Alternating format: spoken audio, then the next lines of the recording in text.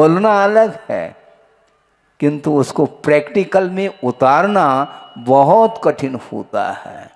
हाँ, बहुत ही कठिन होता है। इसलिए समय पर विपाक विचय धर्म ध्यान करने का प्रयास हमें निरंतर करना है। विपाक का अर्थ फल होता है। किसका?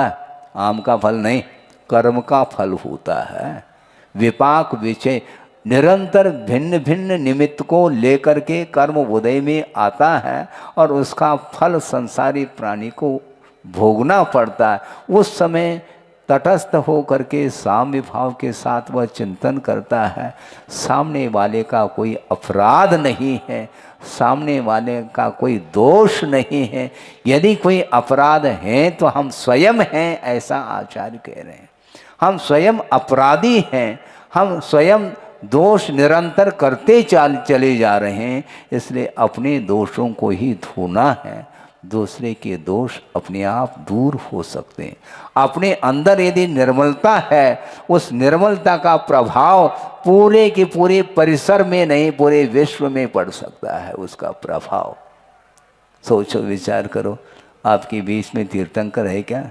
नहीं है, किंतु तीर्थंकर का नामस्मरण करने का जो भाव जागृत हो रहा है वह भी उन्हीं का प्रभाव है, विदेश क्षेत्र में विद्यमान हैं और उनको यहाँ पर बैठे बैठे उनकी आराधना कर रहे हैं और उसके माध्यम से भी कर्म का जो पाप कर्म किया है उसका विच्छेद हो जाता है और साथ से पुण्य का संचय होता ही चला जाता है। मोक्ष मार्ग में पुण्य बाधक नहीं, बाधक क्या है? पुण्य का फल बाधक है, ये ध्यान रखो। पुण्य बाधक नहीं।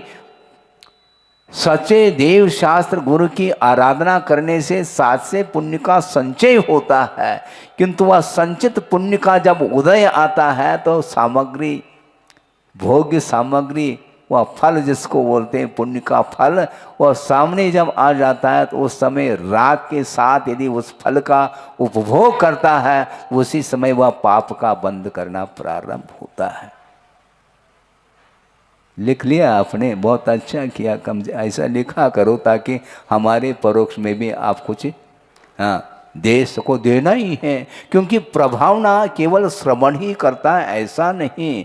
परस्पर में एक दूसरे के प्रति किसी का मान लो पतन हो रहा है, होता तो कर्म के योग में होता है, किंतु गिरते हुए व्यक्ति को उठाने का जो भाव आता है वह भी शास्त्र के आधार से वह भाव भी आ जाते हैं। इसलिए हमारा ये कहना है कि वस्तुतः पुण्य हमारे लिए मोक्ष मार्ग में बाधक नहीं, किंतु पुण्य का जब फल सामने आता है उस समय वह राग भाव जागृत होता है तो उसका उपभोग कर लेता है, और उपभोग कर लेता है तो पुण्य क्षीण हो जाता है उसका।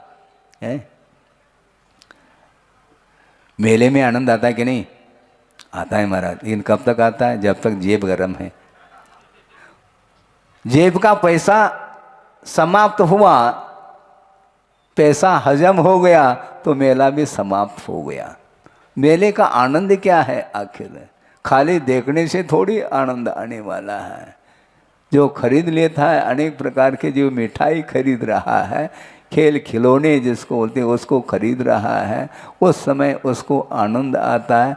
मेले से लौटते समय उसको आनंद नहीं आता है, बार बार वह पहुंचना चाहता है। तो इसलिए आचार्य कहते हैं पुरुषार्थ के द्वारा तुमने पुण्य का संचय किया है और उसका यदि सदुपयोग नहीं करोगे निश्चित रूप से वह पुण्य क्षीण होगा और वह अधोगति का पात्र बन सकता है।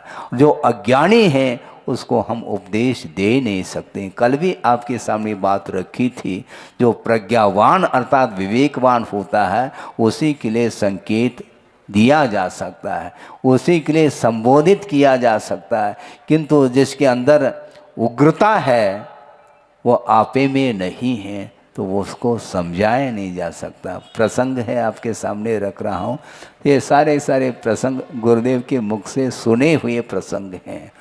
और एक प्रसंग उन्होंने दिया था, एक बालक है वो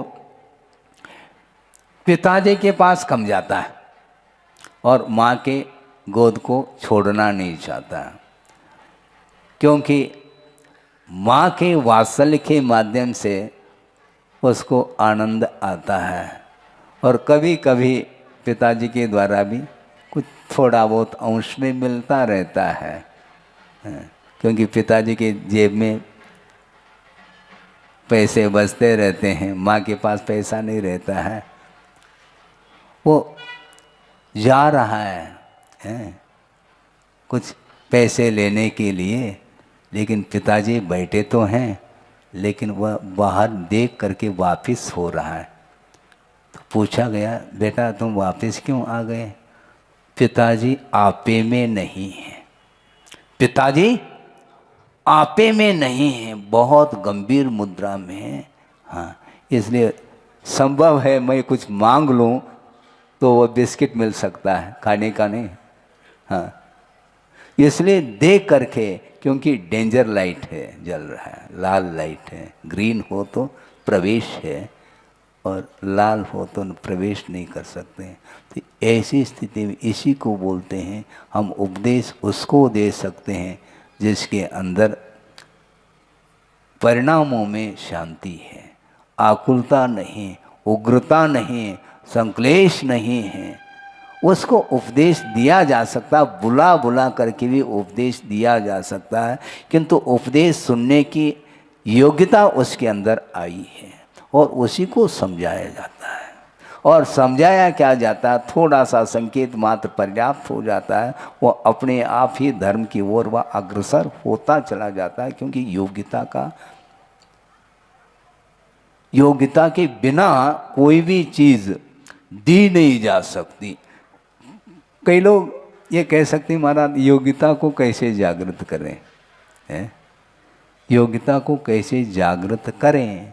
तो आपके पास ज्ञान है, हाँ, आप भोजन करते कि नहीं करते हैं,